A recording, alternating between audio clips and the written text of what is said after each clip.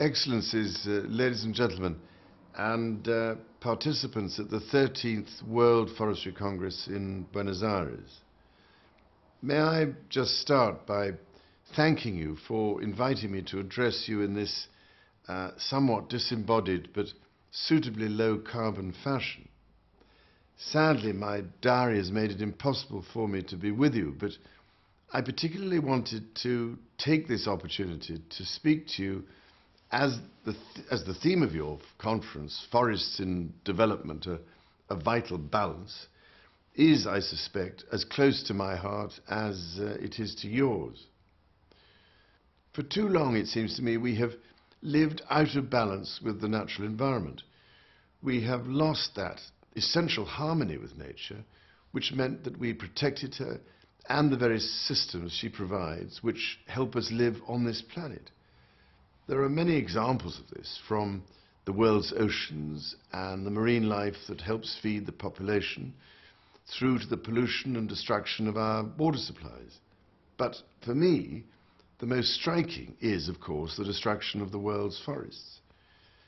Now, as you know better than most, forests provide services that are vital for all of us. They help maintain a stable climate for the whole world and generate much of our rain. The forests are also home to hundreds of peoples with distinct languages and cultures, while at the same time supporting millions of different kinds of animals and plants, all of which are now under advancing threat of extinction. This is true all over the world, but it is especially true of the old-growth tropical rainforests that we are losing at such an accelerating rate.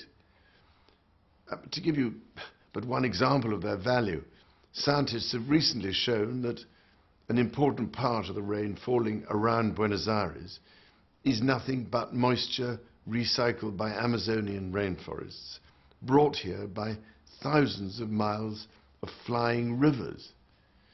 But as we know, unless we act soon and decisively, we will continue to lose tropical forests, and we will risk losing the battle against climate change.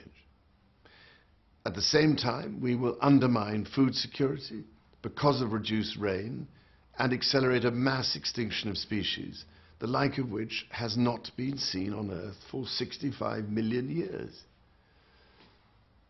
As members of the forestry community, you might say that most of the reasons why forests are disappearing are to be found outside your profession, especially in the agriculture, infrastructure and energy sectors. While this is true, it is equally true that the forestry community can make a real difference if it speaks with one voice to the world. After all, you are the experts, and we have reached such a critical situation that your voices raised in protest must now be heard.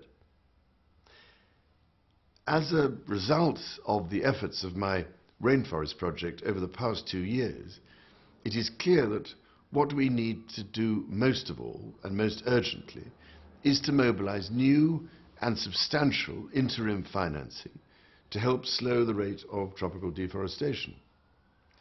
Now, I do realize that the long-term solution to this problem is likely to come from payments for reducing emissions from deforestation and forest degradation, or REDD, and other mechanisms that are currently being negotiated under the UN Framework Convention on Climate Change.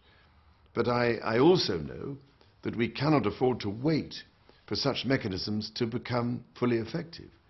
We need decisive action right away. Money is urgently needed to change the incentive structure in the agricultural and other sectors currently driving deforestation, and to promote sustainable economic development.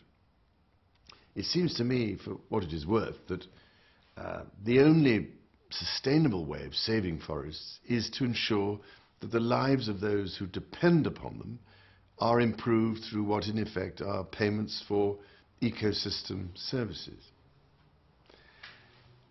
Ladies and gentlemen, I could only encourage you to unite your voices, to tell the world about the great opportunity we have to harness forests for sustainable development, to tell the world that we can solve the problem of deforestation so long as we have the will and determination to do so.